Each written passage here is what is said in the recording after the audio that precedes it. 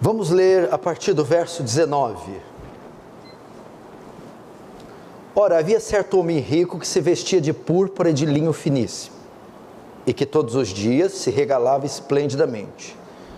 Havia também certo mendigo chamado Lázaro, coberto de chagas, que jazia à porta daquele, e desejava alimentar-se das migalhas que caíam na mesa do rico, até que os cães vinham lamber-lhes as úlceras. Aconteceu morrer o mendigo e ser levado pelos anjos para o seio de Abraão. Morreu também o rico e foi sepultado. No inferno, estando em tormentos, levantou os olhos e viu de longe Abraão e Lázaro no seu seio. É uma figura para dizer o céu. Então, clamando, disse: Pai Abraão, tem misericórdia de mim, manda Lázaro que molhe em água a ponta do dedo e me refresque a língua, porque eu estou atormentado nessa chama. Disse, porém, Abraão: Filho, lembra-te que recebeste os teus bens em tua vida, e Lázaro igualmente os males. Agora, porém, aqui ele está consolado, tu em tormentos. E além de tudo está posto um grande abismo entre nós e vós, de sorte que os que querem passar daqui para vós outros, não podem, nem os de lá para nós. Então replicou: Pai, eu te imploro que o mandes à minha casa paterna, porque tenho 5 irmãos, para que lhes dê testemunho, a fim de não virem para este lugar de tormento. Respondeu Abraão: eles têm Moisés e os profetas, a Torá, o Antigo Testamento, as Escrituras, ouçam-nos. Mas ele insistiu: não, pai Abraão, se alguém dentre os mortos for ter com eles, arrepender-se-ão. Abraão, porém, lhe respondeu: se não ouve a Moisés e os profetas, a Bíblia, tampouco se deixarão persuadir ainda que ressuscite alguém dentre os mortos. Deixa aberto aí, não feche, feche apenas os olhos para mais uma oração. Querido Deus, santo, justo, verdadeiro, que não pode mentir, que não falha, que não se equivoca, que não tem ruga, mancha, pecado, iniquidade. É um Deus que nos deu o privilégio de chamá-lo de Pai, de fazer de nós filhos. Um Deus que nos agraciou com uma salvação, o perdão, a redenção e a adoção. Senhor, ajuda-nos. Senhor, assiste esse culto com sua graça e sua glória. Senhor, somos tão fracos, tão pecadores, estamos tão cansados, tropeçamos em tantas coisas, somos tão nécios, incoerentes, insensatos. Mas a despeito de tudo isso, usa de misericórdia, enviando o teu Espírito, salvando, transformando, perdoando. Que teu reino avance, que o Senhor receba glória para si e nos conforme à imagem do seu Filho. Amém.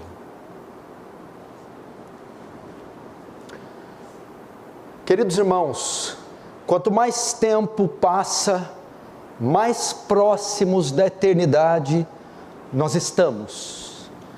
Romanos capítulo 13, versículo 11 diz assim: Paulo está encerrando a carta, está dando um alerta para os crentes de Roma, dizendo: e digo isto a vós outros, que conheceis o tempo. Tempo aqui ele está falando escatológico, o fim, a consumação. E ele diz: já é hora de vos despertardes do sono. Evidentemente que ele está falando da letargia, do sono espiritual, da mornidão, da passividade, do conformismo. Já é hora de despertarmos do sono. Mas por que, Paulo? Porque a nossa salvação está agora mais perto do que quando no princípio. Como assim nossa salvação? O fim dos tempos, a volta de Cristo, ou a morte. E Paulo diz: vai alta noite e vem chegando o dia. Está passando a noite. Uma estação está terminando e outra está chegando. Paulo está dizendo: estamos no linear dos acontecimentos finais. Já não somos mais tão jovens, Já não estamos mais no primeiro amor, não somos mais neófitos, não é a primeira ceia que participamos, nem o primeiro culto, nem os primeiros contatos com as doutrinas. Já vai alta a noite, vem chegando o dia. Por essa razão, Paulo diz: deixemos, pois, as obras das trevas e vistamo-nos das armas da luz. Paulo dá um alerta para eles, e é o mesmo alerta que eu quero dar a vocês hoje, sobre a nossa eternidade, sobre o quão próximos cada um de nós está da eternidade. Davi disse algo que é um dos versículos mais atemorizantes da Bíblia, um dos que mais me instiga, me intriga. Davi dizia: entre eu e a morte só existe um passo. Entre você e a morte só tem um passo, um dia, um segundo, um milésimo, uma fração de segundo. E entre a morte e a eternidade também só há um passo, porque o passo que precisamos para entrar na eternidade é a morte. E você sabe que a eternidade, ela é dividida em dois destinos, um de condenação eterna e outro de salvação eterna. Quando Jesus diz que Ele é o caminho para a salvação eterna, João 14,6, eu sou o caminho, a verdade, a vida. O inferno também tem um caminho, e esse é o tema da minha mensagem: o caminho para o inferno. Se você, vou fazer duas afirmações, se você deseja ir para lá, eu vou dar o caminho a você, as coordenadas, o mapa, que se você seguir direitinho, é para lá que você vai. Se você já está indo e não sabe, eu também vou revelar a você que o caminho que você está andando é o caminho do inferno, o caminho para o inferno. O texto que eu li é uma parábola. Parábolas são histórias e metáforas que Jesus conta. Essa parábola foi dirigida aos fariseus, que era o pior grupo religioso da época, os mais hipócritas, religiosos, arrogantes, os mais insolentes, carnais que existiam. Eles eram homens marcados pela hipocrisia e religiosidade extrema, a ponto de no sábado, por exemplo, eles não desatavam nós, para mostrarem que guardavam o sábado, eram tão santos que se tivesse um nó no sábado eu não desato nós, porque eu guardo o sábado na lei de Moisés. Só que nesta parábola dirigida aos fariseus, através dela Jesus mostra as consequências de viver uma vida de fachada, um cristianismo de fachada, um cristianismo religioso e de fachada. Nós vamos analisar essa parábola e vamos ver alguns aspectos dela, sua introdução, vamos ver o estilo de vida, tanto do mendigo Lázaro, quanto do rico. Vamos ver o rico no inferno, e então veremos como ele foi parar lá, o caminho do inferno. Primeiro ponto da minha mensagem, um dos principais, eu quero que você preste atenção. A situação física, muitas vezes não reflete a situação espiritual.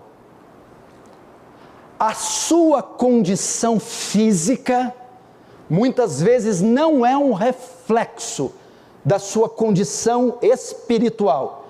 Veja o verso 19. Havia um certo homem, rico, então vai falar de um personagem, veja as características dele. Se vestia de púrpura e de linho finíssimo, e que todos os dias se regalava esplendidamente, ou seja, um banquete, comiam num banquete, ok? E o verso 20, havia também certo mendigo chamado Lázaro, coberto de chagas, e jazia à porta daquele, e desejava alimentar-se das migalhas que caíam à mesa do rico, até que os cães vinham lamber as úlceras. Veja só, as características do rico, deste homem. Ele estava vestido de púrpura. Púrpura era a roupa que os nobres usavam, e os reis. Isso mostra a posição social deste homem. Ele tinha uma posição social elevada. Ele era um homem que ocupava um cargo de importância. Ele era um homem respeitado na sociedade. Poderia ser um magistrado, poderia ser um rei, poderia fazer parte de alguma corte, ou ocupar um cargo de elevada posição. Então, ele é vestido de púrpura, e também o texto diz de púrpura e linho finíssimo. O linho aqui era um tecido importado do Egito, que só pessoas ricas possuíam. E aqui então mostra primeiro a posição social e agora a condição financeira. Ele era um homem rico, um homem de profunda estabilidade financeira, um homem de elevados recursos, um homem que não passava necessidade. Então, um homem que ocupava uma posição de destaque, uma posição de respeito, uma posição de honra, e um homem de condições financeiras abastadas. O texto também diz, a terceira característica, que todos os dias se regalava esplendidamente. O termo aqui é que ele fazia banquetes todos os dias, festas. Ele participava de comemorações, estava sempre à mesa nos banquetes. Isso significa que era um homem estimado pelos homens, um homem querido, popular, conhecido, um homem que se destacava na sociedade. Era a condição desse homem, instável financeiramente, economicamente abastado, ocupava uma posição de respeito e era estimado pelos homens. Ele tinha tanta dignidade que até a morte dele foi uma morte digna. Veja o verso 22. Aconteceu morrer o mendigo e ser levado pelos anjos para o seio de Abraão. Morreu também o rico e foi sepultado. Presta atenção, tem muita coisa aqui. Note, Lázaro morreu sem ser sepultado. O que é isso? Uma pessoa, nesse tempo, como até nos dias de hoje, mas nesse tempo, quando ela não era sepultada, era uma condição desprezível, de muita indignidade. Por isso que eles falam cadáver insepulto. Ele era jogado ao ar, mostrando que aquele homem tinha total desprezo, nenhuma consideração, nenhuma estima, nenhum valor. O próprio cadáver foi jogado no tempo para ser comido pelos bichos. Agora, na morte do rico, não. Ele foi honrado até na morte. Ele teve um sepultamento, assim como José de Arimateia fez com Jesus, um sepultamento digno. Seu nome foi honrado pela sociedade e pela família. Ele teve um cortejo fúnebre, ele teve uma urna bonita, ele teve óleos aromáticos passados no corpo, e ele tinha um túmulo, um jazigo, ele tinha uma sepultura. Então ele recebeu um túmulo e todos os tratamentos para o corpo, de acordo com a religião judaica. Então veja só, essa era a condição estética deste homem. Essa era a condição física desse homem. Um homem aprovadíssimo pela sociedade. Ok? Portanto, na esfera humana ele era aprovado, mas na esfera espiritual, não. Você notou uma coisa no texto? O texto mostra que Jesus se dirige ao mendigo pelo nome, Lázaro. Mas o rico não tem nome. Isso indica que Jesus não o conhecia. Jesus não o considerava. Jesus não o respeitava.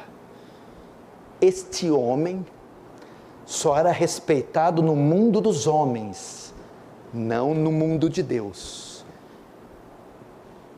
Assim são os religiosos. Se fiam na sua condição meramente exterior, mas são reprovados por Deus. Irmãos, cuidado para não se apoiarem nisso. Jesus disse: a vida de um homem não consiste nos bens que ele tem, no nome que ele tem, nos títulos que ele possui, nos imóveis que ele tem, nos renomes. Jesus disse: o que adianta um homem ganhar o mundo inteiro e perder a sua alma? Ou o que não dará o homem por sua alma? Portanto, a condição física desse homem não refletia a condição espiritual. Não se engane. Não pense que Deus está te aprovando só porque a sociedade te aprova. Não pense só porque você tem dinheiro, isso é um sinal de bênção de Deus. Que você tem saúde, isso é sinal de bênção de Deus. Você tem estabilidade, honra, que você tem dignidade humana, que isso é aprovação de Deus. Jesus não chama ele pelo nome. O nome deste homem não estava escrito nos refolhos da eternidade do céu. Não se fie nisso. Tem muita gente pensando que beleza, conta bancária, inteligência, talentos é sinal de aprovação divina. Não é. Agora, a morte chegou, passou lá, deu a hora dela, lugar tal, endereço tal, traz 2 para mim. Pois não, lembrando que ela trabalha lá para o homem de cima, não para o de baixo não. A morte trabalha lá para de cima. Verso 22. Aconteceu morrer o mendigo e ser levado pelos anjos para o seio de Abraão. Morreu também o rico e foi sepultado. Finalmente a vida chegou ao fim. Vem cá, eu posso abrir um parênteses aqui e fazer uma conferência só desse texto.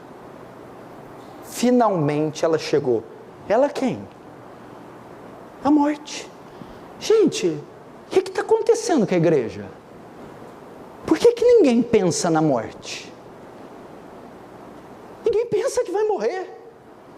Ninguém se prepara para a morte, só se prepara para a vida. Pergunta aí se você está preparado para morrer agora. Papéis, inventários, aluguéis, contas, nomes, heranças, testamentos. Não está. A parte espiritual. Não leu nem o Velho Testamento. Não confessou nem o pecado lá da mocidade. Aquele lá da adolescência, do ginásio. Fala ginásio ainda? Não, né? Do ginásio. Essa sociedade, Hollywood, artes cênicas, teledramaturgia, literatura, trabalha para o homem não pensar na morte, para pensar que ele é indestrutível, que ele não envelhece, que ele sempre vai ser belo, formoso, para gastar a vida com prazer. Não tem livro na escritura, não tem livro no mundo que fala mais da morte que a Bíblia. E nem tem homem que fala mais da morte do que Jesus e os apóstolos. A morte chegará para todos.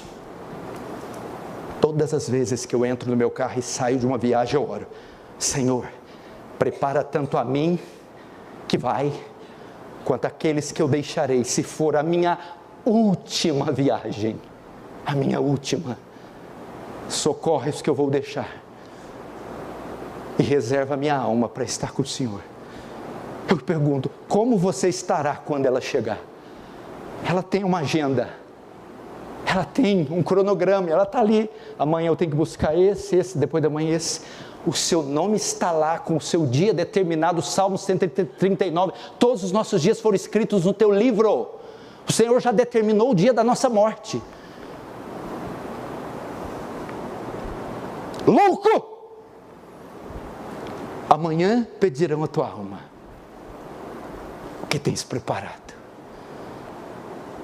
Tem gente que pensa que Marilyn Monroe ainda está viva e que ainda tem 33 anos. Ela já morreu. Clark Gable já morreu. Christopher Reeve já morreu. Michael Jackson já morreu. E os que estão vivos, como Glória Menezes, já estão quase irreconhecíveis, mal conseguem se locomover. A morte chegou. E com ela, I have good news for you, the judgment, o julgamento. Mas por que a morte está sendo citada aqui? Por que o Senhor está falando da morte? O que acontece após ela? Um segundo após a morte, fechou o olho, um milésimo de segundo, já tem um fato. O que acontece? O julgamento. Hebreus 9, 27. Aos homens está ordenado morrerem uma só vez. Logo após isso, vem o juízo. 2 Coríntios 5, 10. Porque importa que todos nós compareçamos perante o tribunal de Cristo. Para quê? Para que cada um receba segundo o bem ou o mal que tiver feito, por meio do corpo. A gente não só não pensa na morte, quando não pensa no julgamento. Você quer aprender sobre o julgamento? Escute as pregações de Leonard Ravenhill. Não conheço ninguém que mais falou do trono do julgamento como Leonard Ravenhill. Coloca aí na internet, Leonard Ravenhill, o trono do julgamento. E se estremeça diante dessa mensagem. O julgamento. Os dois morreram, e agora os dois vão comparecer diante do julgamento. Terceiro ponto da minha mensagem. A surpresa do rico. O rico vai se surpreender. Agora, ele será julgado, porque ele acabou de morrer, e receberá a sentença. Veja o verso 23. No inferno, estando em tormentos, levantou os olhos e viu ao longe Abraão e Lázaro no seu seio. Sabe o que acontece? Olha que ele fecha os olhos. Segundo o Wellington, não arranha o caixão. Então não deu para arranhar. Morreu, ele acordou. Quando esse homem desperta, ele se dá conta que estava enganado acerca de si mesmo.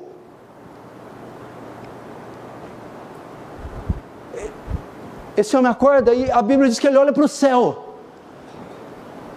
E ele vê Lázaro, que ficava na porta da casa dele, cheio de chagas, com os cães lambendo. E quando ele vê Lázaro, e ele identifica onde Lázaro está no céu. E ele se dá conta que ele não está no mesmo lugar de Lázaro, que ele está no inferno. Ele se dá conta que estava enganado acerca de si mesmo. Ele entendeu que sua vida hipócrita o enganou, que toda a sua religiosidade não valeu de nada, que toda a sua toda a sua hipocrisia foi descoberta. E ele descobriu que a sentença no julgamento que ele recebera foi a condenação.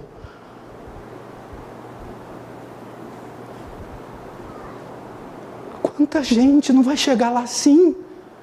Senhor, profetizei em teu nome. Senhor, fiz milagres em teu nome. E ele viu que estava enganado acerca de si. Irmão,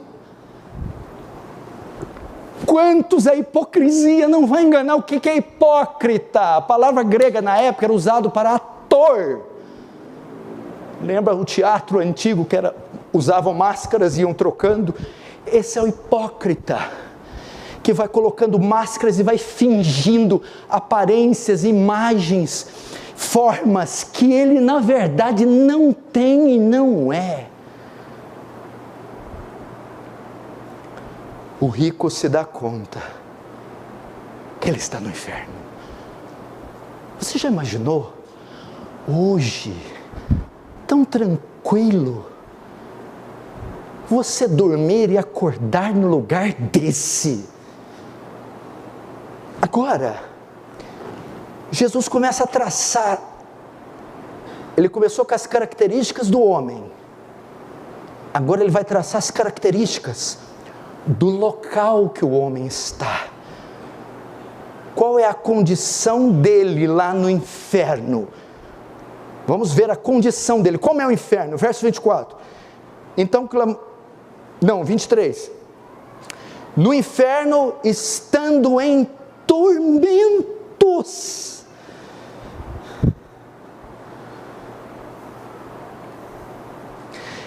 O que a Bíblia narra dele em vida? Sepultamento digno, honra, respeito, nome. Agora aqui, ele perdeu tudo que tinha. Ele está num lugar agora sem regalias, sem luxo, sem posição, sem conforto. Ele não é estimado, ele não é benquisto, ele não é honrado, ele não tem nada. Agora tudo deu lugar à miséria, ao sofrimento, à vergonha e à dor. Aqui, rico, você não é ninguém. Aqui você não é nada. Aqui seu dinheiro pouco vale. Aqui você não tem nome escrito em lugar nenhum. Toda a sua pompa se desfez com as chamas do inferno. Toda a sua arrogância foi com você, todo o seu luxo e vaidade. Tormentos. A palavra grega para tormentos quer dizer... Não queria ler essa palavra. Ela parece incoerente com a nossa fé. Mas assim, é exatamente isso. Tormentos no grego, lugar de torturas, ou dores agudas. Tem dor e dor aguda. Só quem sentiu dor aguda sabe o que eu estou falando. Dor aguda é aquela que talvez morfina não consegue sanar, cessar. Dor aguda é aquela que nem os mais sofisticados tratamentos conseguem tirar. A condição é de dor, sofrimento. Que mais? No inferno, não perderemos a consciência. Verso 25. Disse, porém, Abraão: filho, lembra-te que recebeste os teus bens em vida. Lá no inferno a consciência vai ser preservada, a memória. Veja só, há dois destinos. O seio de Abraão é um lugar intermediário, é o paraíso, é o céu antes da ressurreição. E o inferno aqui, o grego é Hades, onde as almas estão tanto no inferno quanto no céu, sem os corpos. Enquanto Lázaro estiver no seio de Abraão, ele estará conscientemente aguardando a volta de Jesus, a ressurreição dos corpos, as bodas do Cordeiro, em novos céus e nova terra para sempre. Enquanto isso, no inferno, o rico com consciência estará aguardando a volta de Jesus, a ressurreição do corpo, para a condenação eterna, não no Hades, não no Sheol, mas no Guiena, lago de fogo. É a mesma coisa assim, que você está no corredor da morte, sofrendo tortura. A memória está lá só para te fazer lembrar que ainda tem a cadeira elétrica, mas é uma cadeira elétrica que não tira a vida, ela só dá choque continuamente.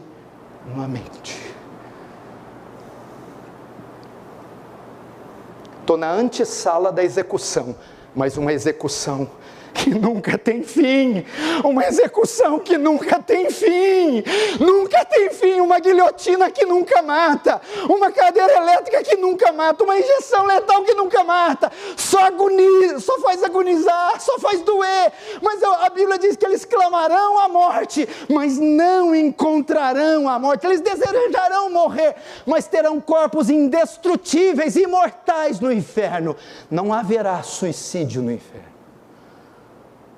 É a antessala do terror, é o horror. Não, pastor, o senhor está exagerando, pobre de mim, eu não tenho condição, na minha mente limitada, de descrever o horror do inferno, porque o horror do inferno é o completo despejar da ira de Deus, um Deus bufando pelas narinas, que finalmente vingará a sua própria justiça e santidade, esmagando os ímpios.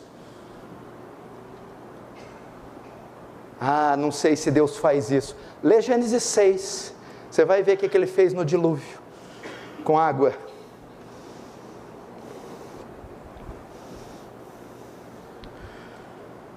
Que é outra característica do inferno. Mas imaginamos Francis. Outro dia eu vi uma entrevista do assassino de John Lennon. John Lennon morreu em 80, já faz 44 anos que esse rapaz está preso. Ele pediu liberdade. Ele recebeu, por matar John Lennon, o líder e o ex-integrante dos Beatles, com 3 tiros nas costas. Ele recebeu prisão perpétua. Agora, no aniversário de 40 anos da morte, ele pediu para ser libertado. E sabe o que os juízes disseram? A sua situação é irreversível. Você jamais sairá da cadeia. O destino eterno no inferno é irreversível. Verso 26. E além de tudo está posto um grande abismo entre nós e vós, de sorte que os que querem passar daqui para vós outros não podem, nem os de lá passar para nós. Não há nada mais a ser feito. É irreversível. Não há muros. Mesmo nas prisões de segurança máxima, você assistiu o filme de Alcatraz? Há uma história que 3 ou 4 prisioneiros conseguiram fugir de uma ilha, porque havia portas de entrada, de saída, havia esgoto, refrigeração. Nós estamos falando de um lugar que não há portas, não há túneis, não há passagens, é um caminho, entrada só de ida, é irreversível.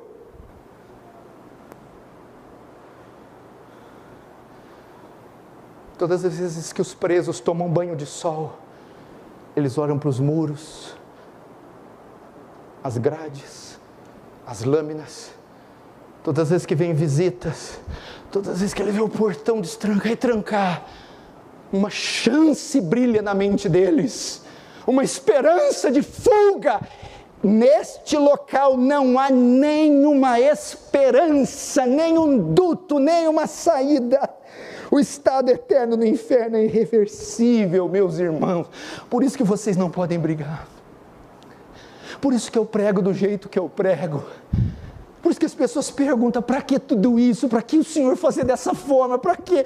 Porque eu não quero ver vocês lá, porque eu não poderei visitar vocês para tirar vocês, porque ninguém poderá ir lá, o advogado de defesa, apelar para a sua soltura, não vai haver. Deixa para acertar as contas comigo no céu, deixa eu te irritar, deixa eu pegar você nos cabelos, se ira, cospe marimbondos comigo, não tem problema. Lá no céu, eu acerto com você. Spurgeon dizia, Charles Haddon Spurgeon, vocês podem até ir para o inferno, mas vão ter que passar por cima do meu cadáver. Vocês até podem ir para o inferno, mas vão comigo puxando vocês até na porta dele. Até eu não aguentar mais e soltar vocês. Por fim, o que é pior no inferno? A duração. Até uma prisão perpétua tem duração. Tem? Quando? Quando durar a vida. Quando morre, a prisão perpétua termina. No inferno, isso aqui é umas coisas que me dá angústia pensar. Quanto tempo? Uma eternidade. Um relógio que não conta. Um tempo que não acaba. Quando você espera o pai chegar do trabalho, da viagem, você olha no calendário, mais 3 dias meu pai chega, mais 2 meu pai chega. Mamãe, hoje é o dia do papai chegar. No inferno não tem calendário, não adianta riscar com giz na parede. 1 dia, 2, não vai passar nunca. Nunca. Numa prisão que nunca posso sair. Um estado de pretume, de negrume, de trevas, de dor, que não tem fim, que não tem fim. Como é que você vai ter paz sabendo que você tem uma mãe lá, e sua mãe está lá 1 ano, 2, 10, 1000, 100, um filho, vê lá um filho no pecado e dizer, filho, e agora, filho, eu não posso mais tirar você daí, filho. Filho, eu não posso ir até você, filho. Meu Deus, meu irmão, é muito tempo. É muito tempo, meu irmão. É muito tempo. Uma eternidade. É muito tempo. Agora, por isso, pai ou mãe, você vai viver a sua vida. E você vai fazer de tudo, não para empiriquetar esse povo de bens e presentes e conforto. Você vai fazer de tudo para dar a eles a salvação, para dar Cristo a eles. Porque você não tiver dado isso, você não vai ter dado nada. Eles precisam de Cristo. É desse lugar que eu quero livrar meus filhos, pelo amor de Deus. É desse lugar. É desse lugar que eu não quero que eles vá. A minha esposa e os meus filhos, é desse lugar. Não adianta dar um mundo a eles e não dar a salvação.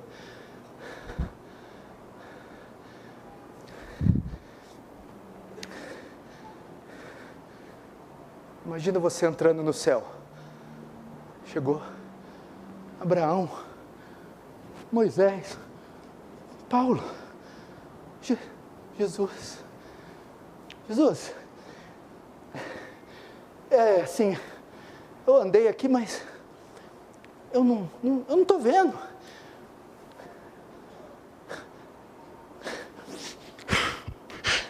Cadê meu filho, Jesus? Cadê meu filho? Onde está meu filho? Eu não sei o tamanho disso aqui, eu não sei. Mas cadê meu filho? Jesus. Seu filho?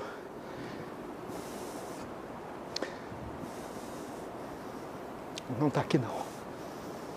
Eu sei que o céu é o lugar perfeito. Não vai haver choro, nem lágrima, nem dor. Mas o pior não é a ausência dele lá. Tá. Ele não está aqui, Jesus? Não. Mas onde que ele está, Jesus? Ele está lá no inferno.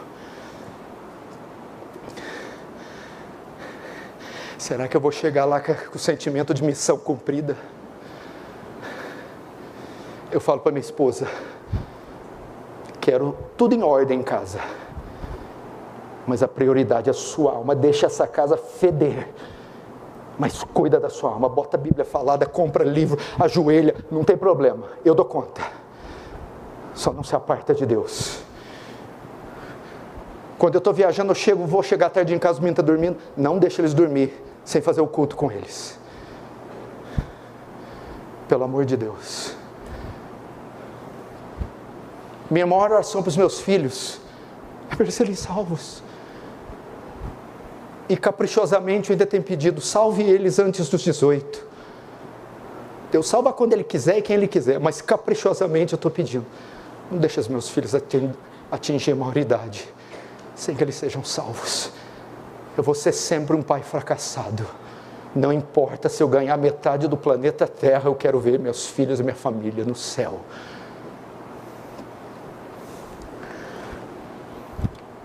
Agora, eu vou tentar ser rápido. O que levou o rico para o inferno? Qual o caminho que ele traçou para lá?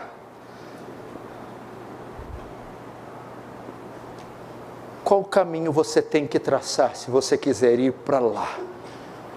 Ou qual caminho você está andando? Ou qual caminho você está andando, se é para lá que você está indo? Vamos ver então, eu vou tentar ser rápido. Eu não vou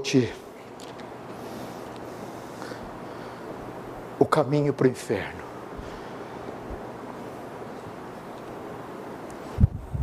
Primeiro passo para o inferno.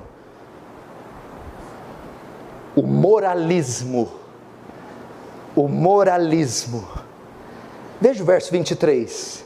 No inferno, estando em tormentos, levantou os olhos, viu ao longe Abraão e Lázaro no seu seio. Nenhum pecado do rico é mencionado. Não há nenhuma menção de pecado grave do rico.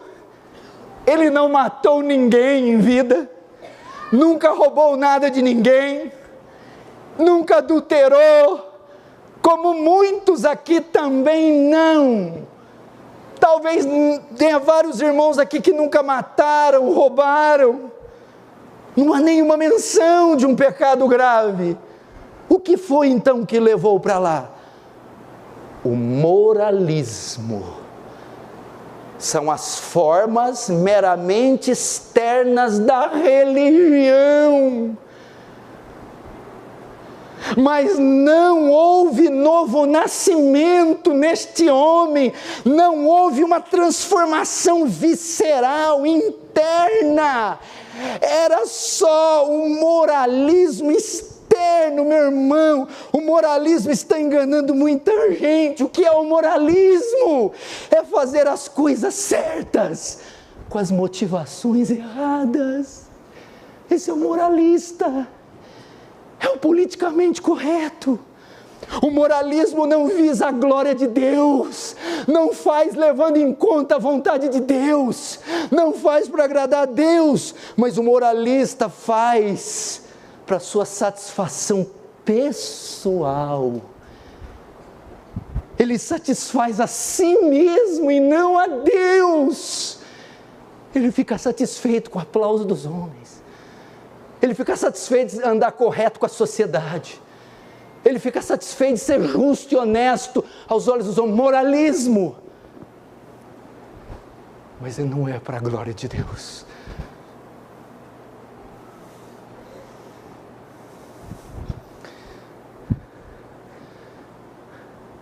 Esse é o primeiro passo para entrar no inferno. Seja moralista. Ou preocupe-se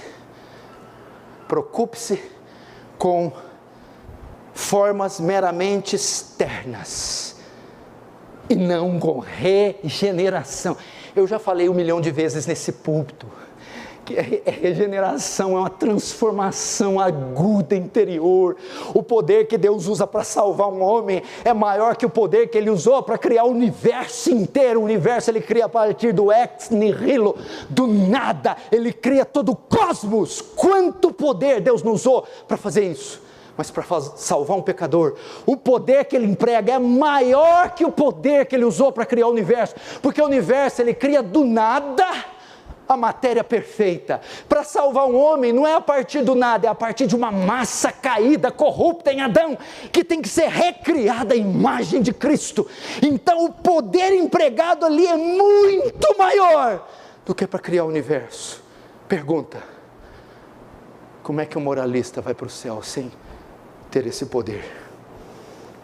Segundo pecado, segundo passo para o inferno: o orgulho. Nota por que não dava para perceber. Porque o orgulho é um pecado subjetivo, é um pecado de foro íntimo, e Deus julga foro íntimo. Deus cavuca, Deus vai nas entranhas e olha lá no nosso ser, e nenhuma partícula de peçonha escapa dos olhos de Deus. E você vê que o orgulho e a arrogância do rico são apresentadas lá no inferno. Olha esse aqui. Lá no inferno, ele teve a coragem de dar ordens para Lázaro. Ele achava que Lázaro devia sair lá do céu e servir ele. Tão arrogante que esse homem era, e tão soberbo. Ele achava que Lázaro devia servi-lo, e fez isso por 3 vezes. Verso 24. Então clamando disse: Pai Abraão, tem misericórdia de mim? Para Lázaro ir lá atender ele, tirar o tormento, refrescar a língua dele. Pede para Lázaro ir na casa dele, avisar os irmãos, e pede para ele ressuscitar o Lázaro dos mortos, para eles crerem. Olha a soberba deste homem. Mesmo no inferno, achava que Lázaro tinha que servir ele. Olha a arrogância deste homem. Esse é o segundo passo para o inferno: soberba, orgulho. Presta atenção, é difícil, meu irmão, você avaliar esse pecado, porque às vezes ele não traduz em gestos, em obras e palavras. Ele fica no campo da subjetividade, ele fica no campo do olhar, ele fica no campo do pensar, ele fica no campo do sentir, e ele é asqueroso e peçonhento. Esse homem está lá em meio a chamas e escuridão, e ele não baixa sua pompa. Soberba precede a ruína e a queda foi bem baixa, caiu lá no inferno. Terceiro passo para o inferno: o egoísmo. O egoísmo.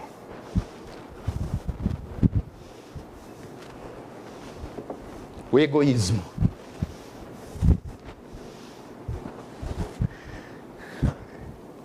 Deve ter cada coisa incubada aqui, meu Deus, mas amém.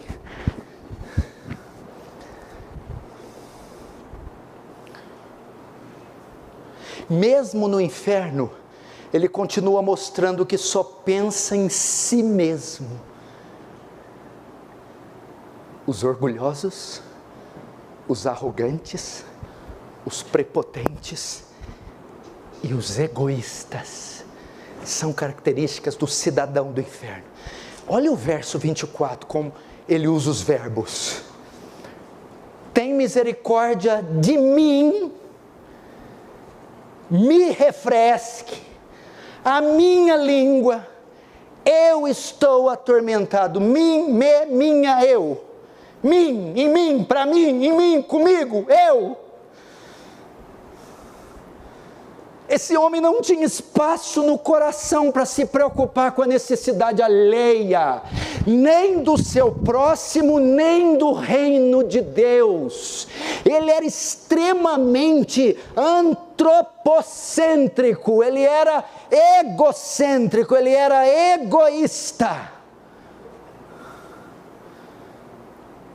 Ele não tinha nenhuma preocupação pela necessidade alheia. Esse é o terceiro passo para o inferno, porque é uma antítese do Evangelho, que diz: façai pelo próximo aquilo que você gostaria que fizesse por você. Na fé, a equação é assim: primeiro a Deus, segundo ao próximo e terceiro, se der a mim mesmo. Quarto passo para o inferno: religiosidade e hipocrisia. Verso 25. Disse, porém, Abraão: filho, lembra-te que recebeste os teus bens em vida. Filho, quando Abraão fala filho, Abraão está se referindo à correlação sanguínea. Esse homem era hebreu, era judeu. Esse homem foi criado nos livros, no Pentateuco, nos poéticos e históricos, profetas maiores e menores. Ele era judeu de nascimento. Ele tinha a religião, ele tinha os documentos, ele tinha as confissões, ele tinha a fé reformada, a teologia, mas ele não era nascido de novo. Ele estava se fiando na mera religião. Ele estava dizendo, como os fariseus: nós temos por pai Abraão. E Jesus: não diga que vocês têm por pai Abraão, porque Deus pode suscitar dessas pedras a Abraão. Mera religiosidade. Eu estou numa igreja bíblica, eu tenho a confissão de New Hampshire, mas não houve transformação. Era tudo hipocrisia, era tudo para agradar o homem, era tudo fachada,